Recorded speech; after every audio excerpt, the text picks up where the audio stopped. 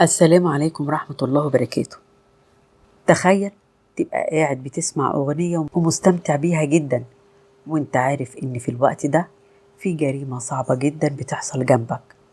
وده اللي حصل مع ماريا اللي أصولها من سوريا، بس الجريمة كلها حصلت في لبنان. جريمة تفاصيلها كتير قوي، وكل جزء فيها ينفع يكون قصة لوحده، من أول ما شخص غريب دخل حياتها بالصدفة لحد ما جوزها كان هو السبب إن هي ترجع تعرف الشخص ده تاني. وماريا تكتشف في الآخر إن كل اللي عاشته ده كان مجرد متعة مزيفة، وإن الحقيقة الوحيدة اللي شافتها بعينها هي حبل المشنقة. قبل ما نبدأ الحكاية ما تنسوش تشتركوا في القناة وتفعلوا الجرس عشان يوصل لكم كل فيديوهاتنا. ونبتدي. بسم الله الرحمن الرحيم. في 2015 في لبنان، ده تاريخ ومكان الجريمة اللي حصلت في واحدة من المناطق الجبلية اللي هناك، لكن الحقيقة إن القصة كلها بترجع قبل 5 سنين من تاريخ الجريمة دي، وتحديدا في سوريا، وبرضه في منطقة جبلية سكنية هناك. ماريا بنت سورية جميلة جدا ومن عائلة محافظة، وعائلتها بشكل عام ربوها هي واخواتها البنات على شوية عادات وتقاليد هم مقتنعين جدا إن هي دي الصح. التعليم بالنسبة لها هي واخواتها ما كانش حاجة مهمة قوي. عيلتها ظروفها المادية متوسطة، ربوها هي واخواتها على فكرة واحدة بس، هي إن الحياة عبارة عن إن هي تتجوز وتكون بيت وأسرة وتعيش فيه باستقرار ومن غير كلام. يعني لو حصلت أي مشكلة في حياتها بينها وبين جوزها تسكت خالص علشان تحافظ على بيتها. اتقدم لها واحد من جيرانها اسمه حسن. في الوقت ده ماريا كان عندها 20 سنة. أهل ماريا أول ما حسن طلب إيدها للجواز وافقوا عليه على طول، لأنه راجل شبههم وعايش زيهم بالظبط في نفس المنطقة الجبلية دي. سنة 2010 ماريا وحسن اتجوزوا وعاشوا في نفس المنطقة اللي موجودة في سوريا. بس يدوب بعد كام شهر من الجواز حسن طلب من ماريا إن هي تطلع جواز سفر عشان يسافروا على لبنان، وده لأن فرص الشغل بالنسبة له هناك هتبقى أحسن بكتير، والحياة كمان بالنسبة لهم هناك هتكون أفضل. وطبعا ماريا كانت فرحانة ومبسوطة قوي، اتجوزت حد كويس وكمان هتسافر وتعيش معاه في لبنان. كانت مستمتعة جدا بكل خطوة بتعملها، وشايفة إن حسن ده هو أهم بني آدم في حياتها. المهم خلال مدة قليلة قوي خلصوا كل الأوراق الرسمية وسافروا على لبنان. وأول ما وصلت ماريا على هناك اكتشفت إن هي هتعيش في منطقة جبلية شبه المنطقة اللي هي عاشت فيها طول عمرها في سوريا. بس اكتشفت كمان إنها بمجرد ما وصلت هناك علاقتها بكل الناس اتقطعت. وحسن في الوقت ده طلب منها إنها ما تتكلمش مع أي حد ولا تفتح الباب لأي حد، وده لأنهم عايشين في بلد غريبة وهو خايف عليها جدا. بس الموضوع ده وصل إن هي حتى ما تفكرش تتكلم مع أهلها إلا من خلاله. ومرة واحدة ماريا لقت نفسها عايشة جوه سجن كبير، الدنيا مقفولة عليها، وحسن مش فارق معاه مشاعرها ولا إحساسها ولا هي بتفكر في إيه. أهم حاجة عنده إنه يخلص شغله ويرجع لبيته يلاقي كل اللي هو عايزه. وتمر أول سنة عليهم من الجواز وربنا يرزقهم بطفل، وساعتها ماريا تبدأ تحس إن الحلم اللي كانت متخيلة إنه موجود سواء بالخلفة أو بالسفر أو بالجواز حلم مش أكتر من حلم، وملوش أي علاقة بالواقع، لأنها فعليا ولا استمتعت بجوازها ولا بالخلفة ولا حتى استمتعت بسفرها للبنان.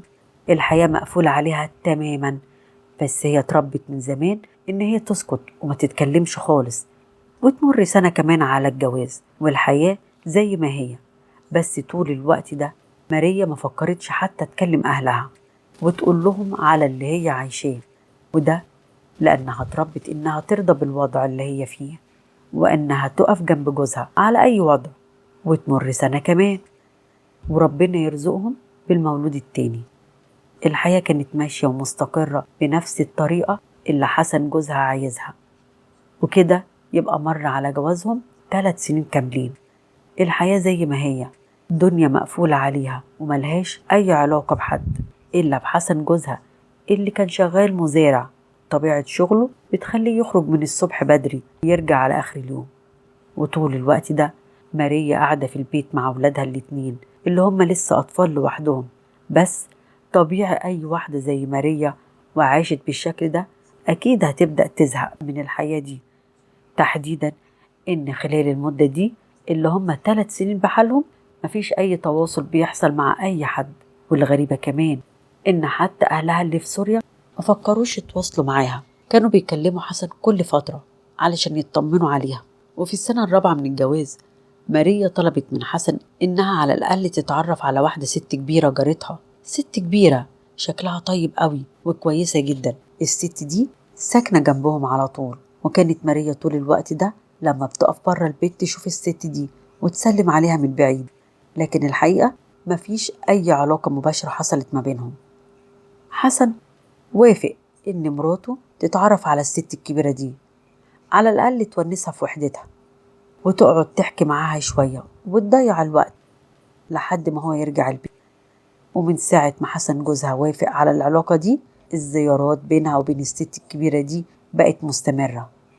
وخلينا نقول بعد كده إن الست الكبيرة دي هنسميها أم عبده. وخلال القعدات الكتيرة اللي حصلت ما بين ماريا وبين أم عبده بدأت ماريا تكتشف إنها ما كانتش عايشة في الدنيا، وبدأت تحكي معاها في كل حاجة، في كل تفاصيل حياتها، لدرجة إن أم عبده بقت تنصحها كأنها أمها بالظبط. واكتشفت ماريا وقتها إن هي ولا تعرف حاجة عن مشاعرها ولا أحاسيسها، وإنها عايشة في حاجة كده شبه السجن. المهم مع الوقت العلاقة اللي ما بين ماريا وما بين أم عبده تبقى قوية جدا، وكل ما تقعد ماريا مع حسن تكلمه عن الست دي وعن قد إيه ربنا عوضها في حياتها إن في ست بالجمال ده موجودة في الدنيا. وحسن كمان كان شايف إن ماريا من ساعة ما اتعرفت على الست دي علاقتها بيه بقت أحسن، ومشاكلها في البيت أو على الأقل المشاكل اللي كانت بتحاول تتكلم فيها في البيت ما بقتش تحكي عنها. ومن هنا بدأت ماريا تحس إن حياتها بقت أحسن بكتير، على الأقل في حد كبير تاخد رأيه وتتكلم معاه وتحكي له عن مشاكلها. وده طبعا من كتر ثقة ماريا في الست دي. بدأت تحكي لها عن مشاكلها الزوجية وعن إحساسها ناحية حسن، وهل هو عنده استعداد يساعدها أو يحل لها المشاكل دي ولا لأ. أم عبده من كتر ما كانت شايف إن ماريا زي بنتها فكانت دايما بتقعد تنصح فيها وتحاول تفهمها حاجات كتير في الدنيا. مر 3 شهور على علاقة ماريا بأم عبده، وكانت دايما بتروح لها الصبح بدري تقعد عندها في البيت، بس كانت بتلاحظ إن الست دي على طول قاعدة لوحدها، بالرغم إنها عارفة إن عندها ولدين، أحمد وده متجوز وقاعد في مكان بعيد، وعبد الرحمن ابنها الكبير اللي برضه شغال في الزراعة بس رافض فكرة الجواز تماما.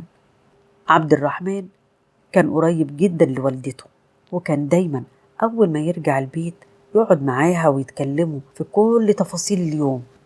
وأهم تفاصيل كان بيسمعها من مامته هو علاقة مامته بماريا البنت الصغيرة أو الشابة الصغيرة اللي تبقى جارتهم. وبعد شوية أم عبده كانت دايما بتحكي لابنها كل المشاكل الموجودة عند ماريا، وده طبعا كان على سبيل الدردشة. وطبعا عبده عرف من والدته إن البنت الجميلة دي متجوزة ومخلفة 2 وعايشة جنبهم بقالها 4 سنين. ومن كتر حكايات مامته عن ماريا بقى عنده فضول إنه يتعرف عليها، فبدأ يعرف من والدته هي بتجيلها إمتى وبتقعد معاها من الساعة كام للساعة كام. برغم علاقة عبده بوالدته كانت قوية جدا بس ما كانتش تعرف عنه حاجة. برغم علاقة عبد الرحمن بوالدته كانت قوية قوي قوي بس ما كانتش مامته تعرف عنه حاجات كتير، أهمها إن الراجل ده تصرفاته كانت غريبة وعنده شوية أفكار كده محدش يعرفها عنه. وغالبا الأفكار دي هي السبب الرئيسي إنه هو كان رافض فكرة الجواز. عبده كان عنده تركيبة غريبة جدا، كان عنده قدرة إنه يصنع عالم يعيش جوه العالم ده وهو اللي عامل فيه كل خطواته، وكمان مصدق إن العالم ده موجود والعالم ده بعيد تماما عن الواقع. ومن كتر حكايات والدته معاه عن ماريا بدأ يصنع عالم في خياله، وكمان يحط ماريا جوه العالم ده، وبدأ يتخيل شكلها وملامحها عاملة ازاي، برغم انه ما كانش مركز فيها خالص، بس قدر يرسم لها صورة موجودة في خياله. ولحد اللحظة دي كل اللي يعرفوا عنها شوية معلومات بسيطة من والدته، بس أهم معلومة إن البنت دي اسمها ماريا، لحد ما رسم العالم ده في خياله. وساعتها قرر إنه لازم يشوف ماريا، وعرف إنها بتيجي لوالدته كل يوم تقريبا كده الساعة 9 الصبح، تفضل قاعدة عندها لحد الظهر وترجع بيتها علشان تحضر الأكل لحسن جوزها. فقرر إنه في اليوم ده يرجع البيت بدري علشان يشوف ماريا، وساعتها يتحجج إنه خلص شغله لأي سبب من الأسباب. وصل على البيت وأخيرا شاف ماريا وجها لوجه، والحقيقة أول ما شافها اتصدم جدا، لأنها كانت تقريبا شبه الملامح اللي رسمها لها في العالم بتاعه. والغريب كمان إن ماريا ركزت معاه جدا، وكانت نظراته بتقول لها كلام كتير. ومن كتر خوف ماريا من الحالة دي قررت تقوم وتمشي وترجع على بيتها. ولما وصلت بيتها بدأت تفكر وتسأل نفسها هي ليه اتشدت وارتاحت قوي للراجل ده، وفي نفس الوقت جالها أحاسيس لأول مرة تحس بيها. أقنعت نفسها إن الأحاسيس ديت علشان هي بتحب أم عبده جدا، فيمكن لما شافت ابنها حست بنفس المشاعر دي. وتاني يوم راحت زيارة لأم عبده، بس اكتشفت لما دخلت الشقة إن ابنها موجود. قعد يتكلم معاها وعرفها إن وجوده في البيت ده مجرد صدفة، بس الحقيقة طبعا إن الموضوع ما كانش كده خالص. عبد الرحمن قرر إن هو ما يروحش الشغل في اليوم ده علشان يشوف ماريا ويتكلم معاها أكتر ويكون على راحته، بس كمان كان مركز قوي في كل تصرفاته علشان خاطر مامته اللي كانت قاعدة ومش فاهمة أي حاجة. ماريا ارتاحت جدا لما شافته، وارتاحت أكتر لما اتكلمت معاه، بس لحد اللحظة دي مش عارفة هي ارتاحت بالشكل ده ليه لعبده. في اليوم ده اتكلم معاها كتير جدا وفتحوا أكتر من موضوع، بس الغريبة إن الكلام يبان عادي جدا، بس النظرات اللي بينهم ما كانتش عادية. وهنا بدأت ماريا تحس بالإعجاب، حالة ما حسيتش بيها قبل كده، بس اضطرت إن هي تحافظ على شكلها قدام أم عبده علشان خاطر بيتها وجوزها وولادها. وعلى الظهرية مشيت ورجعت بيتها، ولما وصلت بدأت تفكر في الإحساس اللي عندها ده، وهل اللي بتعمله ده صح ولا غلط، وفي نفس الوقت ليه الأحاسيس دي مش موجودة بينها وبين جوزها. وفي نفس الوقت ده عبده قرر إنه ياخد رقم تليفون ماريا من التليفون بتاع مامته من غير مامته ما تاخد بالها، وكمان قرر إن تاني يوم الصبح يتصل بماريا. عبده من كتر المعلومات اللي عرفها عن ماريا من مامته كان قادر يأثر عليها جدا ويدخلها العالم بتاعه، وكان عارف كويس يقول لها ايه بالظبط عشان يخليها أول ما تسمع الكلام ده تتأثر بيه جدا. وده فعلا اللي حصل، وطبعا حصل بوضوح جدا في القعدة اللي كانت ما بينهم في البيت. لكن المشكلة لما فكر يتصل بيها على التليفون وتاني يوم كلمها، ماريا تلاقي إن في رقم غريب بيتصل بيها، وهي عارفة إن مفيش ولا حد بيكلمها ولا حد يعرف رقمها. فردت على التليفون، اكتشفت إن اللي بيكلمها ده عبد الرحمن. ساعتها فاقت من الحالة اللي هي فيها واتخانقت معاه وزعقت له كمان، وعرفته إن هي ست متجوزة وإن اللي بيعمله ده غلط كبير وأكيد هيدفع ثمنه.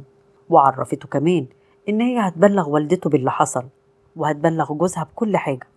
وبعد ما خلصت كلامها قفلت في وشه التليفون. وبعد المكالمة ما خلصت ماريا واقفة مش عارفة تتصرف ازاي، بس كل اللي فكرت فيه ان هي تطلع على والدة عبده وتقول لها بكل وضوح ان هي هتقطع علاقتها معاها تماما، وان ابنها عبده خد رقم تليفونها واتصل بيها، وده هيعمل لها مشكلة كبيرة جدا مع جوزها وهيعمل لها مشكلة في حياتها، وعلشان كده هي مضطرة تقطع علاقتها بيها. والدة عبده كانت واقفة ومش فاهمة ولا مستوعبة هو ايه اللي حصل، وفي نفس الوقت مش مصدقة ان ابنها الراجل الكبير العاقل بيتصرف تصرفات دي. مشيت ماريا من عندها وهي واخدة القرار إن هي تقطع العلاقة مع أم عبده تماما. وفي نفس الوقت ده لما رجعت على البيت قررت إن هي مش هتحكي لحسن جوزها أي حاجة، وده لأنها مش ضامنة رد فعله هيكون عامل إزاي. لغاية كده وماريا ما غلطتش في أي حاجة، هي عايزة تحافظ على بيتها لغاية دلوقتي. ولغاية دلوقتي كل اللي حست بيه ماريا هو مجرد استمتاع بالحالة اللي عاشتها مع عبده، من نظرات ومن القعدة والكلام مع عبده. كمان عبده اتصدم جدا من اللي عملته ماريا فيه وفي مامته، وساعتها قعد مع والدته واعتذر لها وقال لها إنه مش عارف هو عمل كده إزاي، ووعدها إنه مش هيتصل بماريا تاني. والحقيقة طبعا عكس كده تماما، عبده قرر إنه هيدخل حياة ماريا سواء بمزاجها أو غصب عنها، وإنه هيدخلها العالم بتاعه وهيخليها تعمل كل اللي هو عايزه. والوش التاني لعبد الرحمن بدأ يظهر، بس طبعا كل ده محدش يعرف عنه حاجة. عبده كان عنده مشكلة نفسية كبيرة قوي. المشكلة كانت إنه صعب إنه يتقبل إن حد يرفضه أو يخرج من حياة حد من غير ما يكون هو اللي مقرر ده. ومش فارق معاه إن ماريا رفضته علشان دي ست متجوزة ومخلفة، كل اللي فارق معاه إن هي ما تقولش للعلاقة دي لأ، فلازم يفضلوا مع بعض بمزاجه لغاية ما هو يقرر إن هو ينهي العلاقة دي. وكمان قرر إن هما لازم يحبوا بعض. في الوقت ده وصلت للبيت وبلغت حسن جوزها إن في مشكلة بينها وبين الست الكبيرة، وإن المشكلة دي كانت سبب رئيسي إن هي تقطع علاقتها معاها، وإن هي شايفة إن الست دي بتتدخل في حياتها زيادة عن اللزوم، وهيكون أحسن بكتير لو هي بعدت عنها والعلاقة دي اتقطعت تماما. وكمان طلبت من حسن إن هو يغير لها رقم التليفون بتاعها، وده علشان تضمن إن الست دي ما تتصلش بيها تاني. وقالت له كمان إن هو كان عنده حق لما قال لها تقطع العلاقات مع الناس كلها، وإن هي ما تفتحش أي علاقة مع أي حد غريب. حسن حاول يهدي فيها شوية وفعلا نزل وغير لها رقم التليفون وسابها كام يوم علشان تهدى. ماريا بالرغم اللي عملته ده بس ما كانتش مرتاحة وعمالة تفكر، وكل شوية كانت بتسأل نفسها أكتر من سؤال: إزاي تجيلها الأحاسيس دي والمشاعر دي لحد عندها وهي اللي ترفضها بإيدها؟ وهنا بدأ الشيطان يلعب في دماغها. ومن كتر التفكير ده حسن جوزها بدأ يحس إن هي متغيرة، وساعتها حس إنها زعلانة علشان قطعت العلاقة مع الست الكبيرة دي اللي دايما ماريا كانت بتحكي له عنها كلام كتير أوي أوي حلو، وإن هي بتعملها زي بنتها. ساعتها حسن قعد مع ماريا وقال لها إنه سابها تهدى كام يوم، بس طلب منها كمان ترجع علاقتها. على الأقل كان بتقعد معاها وتفضفض معاها ويقعدوا يحكوا لبعض. وهو كمان كان ملاحظ إن في الفترة دي ماريا كانت كويسة جدا. المشكلة إن حسن قال لها الكلام ده بعد ما هي كان باين عليها قوي إن هي متلخبطة. قعدت فترة طويلة متضايقة وشكلها كان متغير، بس هو ما فكرش يسألها ولا حتى فكر يعرف هي إيه المشكلة اللي كانت بينهم. وكل اللي كان شاغل دماغ حسن إنه يرجع بيته يلاقي اللي هو عايزه موجود، ومراته ما تعملش معاه مشاكل وتبقى هادية زي الفترة اللي فاتت. بس تقريبا القدر خلاه يفكر بطريقة تانية. قرر إن هو يقعد يتكلم مع ماريا وينصحها إن هي ترجع علاقتها تاني بالست الكبيرة. وماريا وهي بتسمع كلام حسن كأنها كانت مستنية حد يقول لها اعملي كده. وبعد ما حسن خلص كلامه خرجت من البيت وراحت على بيت أم عبده. خبطت عليها واعتذرت لها وقالت لها يا ريت تسامحها، ولأن أم عبده الست الكبيرة دي فعلا طيبة ومش فاهمة أي حاجة سامحتها لأنها بتعتبرها زي بنتها. ماريا وهي بتصالح أم عبده كانت عمالة تدور بعينيها على عبده جوه الشقة، وكأنها كانت رايحة علشان نفسها تشوفه. العلاقة اللي بين ماريا وبين الست أم عبده رجعت تاني، ورجعت قوية وأقوى من الأول كمان. وتاني يوم عبده يعرف اللي حصل فيقرر إنه مش هيضيع ماريا من إيده تاني، وفعلا يستناها في البيت تاني يوم، بس يوعد مامته إنه ولا هيتكلم معاها ولا هيفتح معاها أي موضوع. بس الحقيقة مجرد ما والدته دخلت المطبخ دخل على ماريا واتكلم معاها بس لأول مرة يسمعها كلام عمرها ما سمعته قبل كده. عرفها إنه عمره ما حب في حياته قبل كده، وإنه أول ما شافها حس إنه يعرفها من زمان وحلم بيها كتير، وما كانش يعرف إن اللي بتطلع له في الحلم دي هي ماريا لغاية ما شاف. وواضح من الأحداث اللي حصلت إن ده قدر ومكتوب إن هم يعرفوا بعض في الدنيا. ماريا وهي بتسمع كلام عبده كانت مستمتعة بكل كلمة بتسمعها، والأول مرة في حياتها تسمع كلام بالجمال ده، وما كانش عندها أي مانع تسمع عبده للآخر. ولما حاولت تفهمه إن هي ست متجوزة مش هتعرف تعمل معاه أي علاقة، قال لها بس نكون مع بعض الأول، بعد كده نشوف هنعمل إيه. بس ماريا أكدت لعبد الرحمن إن هي كمان عندها نفس المشاعر ناحيته، بس المشكلة مش عارفة تتصرف إزاي. ومن اللحظة دي العلاقة ما بين عبد الرحمن وبين ماريا بقت علاقة حب قوية جدا. ماريا رجعت على البيت وعندها حالة لخبطة غريبة جدا، وفي نفس الوقت حالة مختلفة تماما من الأحاسيس اللي عمرها ما شافتها أو حست بيها في حياتها. بس قررت في الوقت ده إن هي تطلب من حسن جوزها الطلاق، وإنها بعد ما تتطلق هتتجوز عبد الرحمن. وفعلا لما حسن يرجع البيت أول ما تسلم عليه تطلب منه إنه يطلقها، وإن هي مش عارفة تعيش معاه ولا هتعرف تكمل حياتها بعد كده. حسن جات له صدمة غريبة جدا من اللي حصل، بس في نفس الوقت قال لها واضح إن في حاجة غريبة بتحصل. أخد منها الباسبور وخباه على أساس إنه كان خايف إنها ممكن تهرب وتروح لسوريا تاني أو لأي بلد تانية. وكل اللي فكر فيه وقتها إن عندها شوية مشاكل كده ولازم تهدى. بس عرفها إنه هيتصل بأهلها ويعرفهم كل حاجة اتقالت في الوقت ده.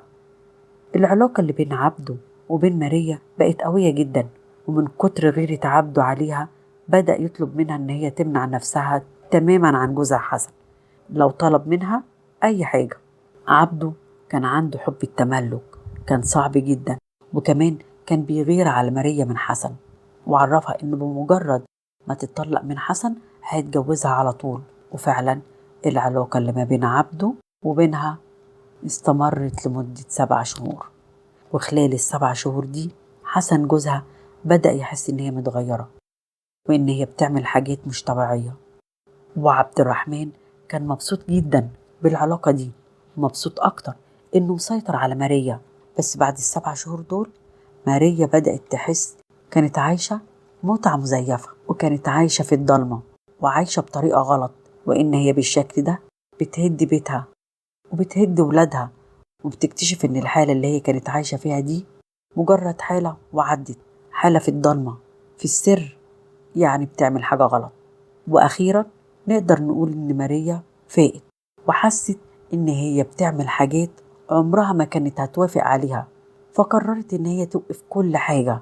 اتصلت بعبد الرحمن بالليل وبلغته إن العلاقة اللي ما بينهم دي لازم تنتهي، وإن هي مش هتقدر تستمر في العلاقة دي أكتر من كده. ساعتها عبد الرحمن قعد يهدي فيها ويقنعها إنه هيعدي عليها بالليل، وقال لها تحضر شنطتها وتاخد هدومها معاها علشان هياخدها ويسافروا المكان بعيد. بعد شوية حسن جوزها هيطلقها وهما الاتنين هيتجوزوا. بس ماريا وهي بتسمع الكلام ده رفضت الموضوع تماما. ساعتها انصدمت من ردة فعل عبده. عبده فجأة اتحول وبقى يتكلم معاها بطريقة تانية خالص، وعرفها إنه مصور كل العلاقات اللي كانت ما بينهم، أي حاجة حصلت ما بينهم كان مصورها. وعرفها كمان إنه هيوري لحسن جوزها كل الفيديوهات دي بالصور، وكمان كل المحادثات اللي كانت ما بينهم اللي موجودة على التليفون. وقال لها إنه هيفضحها في كل مكان، لأنه كمان هيبعت كل الحاجات دي لأهلها في سوريا. ماريا وقتها اتصدمت من رد فعل عبد الرحمن، بس كان باين قوي إن الراجل ده بيهدد، وإنه كان بيتكلم بجد، وإنه سهل قوي يعمل كل اللي هو قاله. ماريا طلبت منه إن يهدى شوية ويفكروا مع بعض إزاي هيتصرفوا في الموضوع ده من غير ما تهرب ولا تسيب جوزها. عبد الرحمن قال لها في نفس المكالمة يبقى الحل إن حسن لازم يموت. ماريا سمعت الجملة دي وحست مرة واحدة إن هي دخلت عالم تاني خالص، مش مستوعباه ولا حتى قادرة تفهمه، وفي نفس الوقت ده مش قادرة تعترض على أي كلمة عبده بيقولها، لأنه بيهددها بصور وفيديوهات موجودة معاه. وفي نفس اليوم الساعة 2 بالليل عدى عليها في البيت، خبط على باب المطبخ ودخل الشقة، وماريا وقفت معاه، طلب منها إن هي تلم كل حاجاتها علشان هيسافروا. ماريا كانت واقفة مش عارفة تتصرف إزاي، فطلب منها إن هي تسمع كلامه وتنفذه بالحرف الواحد، واداها سماعة، وطلب منها إن هي تشغل أغنية وتعلي الصوت على الآخر، وبشرط إن تكون الأغنية دي أغنية هي بتحبها جدا وتكون مدتها الزمنية طويلة. ماريا نفذت الطلب من غير حتى ما تفكر تعترض، وقررت إن هي تسمع لآخر مرة في حياتها. حطت السماعات في ودانها وشغلت أغنية بتحبها وعلت الصوت على الآخر، كل ده وعارفة إن عبد الرحمن دخل الأوضة على حسن جوزها علشان يموته. ماريا قاعدة مشغلة الأغنية وبتحاول تقنع نفسها إن هي مستمتعة باللي بتسمعه، بس هي في الوقت ده كانت في عالم تاني خالص.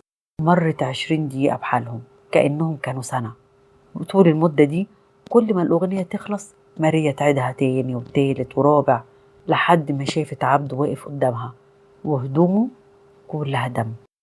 طلب منها إن هي تستنى شوية لحد ما يبعد عن المنطقة، وبعد كده تكلم الشرطة وتقول لهم إن وهي قاعدة بالليل في مجموعة من الحرامية دخلوا الشقة، وإن حسن جوزها حاول يقاومهم، بس المشكلة إن الحرامية دول قتلوه. وفعلا ماريا استنت شوية وبلغت الشرطة. لما وصل الأمن على البيت وبدأوا يفحصوا مسرح الجريمة، اكتشفوا إن في كام حاجة كده مش طبيعية. أول حاجة كان باين قوي إن الحرامية دول دخلوا الشقة بشكل طبيعي، يعني ولا حصل هجوم ولا كسر باب زي ما هي قالت، وده كان باين قوي لأن كل مداخل ومخارج الشقة سليمة. النقطة التانية إن رجال الأمن لقوا حسن مقتول على السرير بتاعه وهو لابس هدوم البيت، ده غير إن مفيش أي حاجة في الشقة بتقول إنها كانت عملية سرقة. المهم تتعمل التحريات الأمنية، ويقدر رجال الأمن يعرفوا إن ماريا على علاقة بعبد الرحمن، وإن كان في علاقة غير شرعية ما بينهم بقالها أكتر من سنة. ولما واجهوا ماريا بالمعلومات دي اعترفت لرجال الشرطة كل حاجة، فقبضوا على عبد الرحمن، وبعد فحص تليفونه لقوا كل الأدلة. وبعد ما تخلص التحقيقات تم تقديمهم الاتنين للمحاكمة واتحكم عليهم بالإعدام. ماريا عاشت حياتها بشكل كامل في حالة متعة مزيفة، كل شوية بتحاول تقنع نفسها إن هي مستمتعة، وفي الآخر تكتشف إن الحقيقة عكس كده تماما. عبد الرحمن كان عامل زي التعبان، لف عليها وقعد يعصر فيها لحد ما أقنعها إن اللي بيعمله ده هو الصح. اللي خسر في كل ده ولاد ماريا الاتنين. ربنا يرحم حسن ويصبر أهله. وماريا بغض النظر عن اللي حصل معاها وهل هي متسيطر عليها ولا لأ، بس في الآخر هي في نظر القانون مجرمة. ودي كانت حكايتنا النهاردة. حكايتنا خلصت لغاية كده، بس قبل ما أختم في رسالة مهمة جدا. هنرجع تاني ونقول لو في يوم من الأيام حد حاول يبتزك بصور أو فيديو أو أي حاجة تخصك، اوعي تستسلمي. المبتز عمره ما هيكتفي بطلب واحد، وكل مرة هيطلب أكتر وأكتر، ومهما نفذت اللي عايزه هيكمل ابتزاز. الحل الصحيح هو إن انت تبلغي فورا وما تخافيش من أي تهديد. ودي كانت قصتنا النهاردة، قصة حقيقية واقعية. لو عجبتكم ما تنسوش تشتركوا في القناة وتفعلوا الجرس عشان يوصل لكم كل فيديوهاتنا. والسلام عليكم ورحمة الله وبركاته.